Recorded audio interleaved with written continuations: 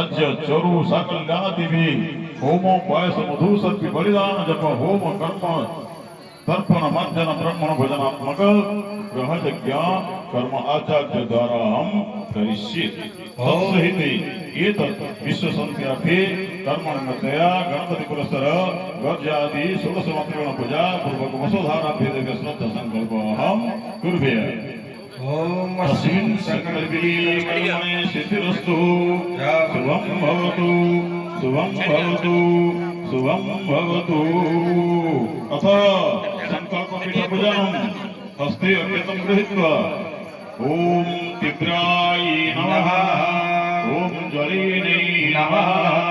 ओम नन्दाय नमः ओम भोगदाय नमः ओम कामरूपिणे नमः ओम सत्याय नमः ओम उग्राय नमः ओम तेजवते नमः ओम मध्ये विघ्ननाशिने नमः ओम सर्वशक्ति कमलासनाय नमः ओम यज्जातो दुरोदयति दैवं तदुसुप्तस्य तदेवती दुरङ्गमः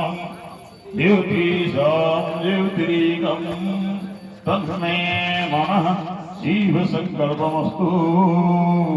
शुभं भवतु।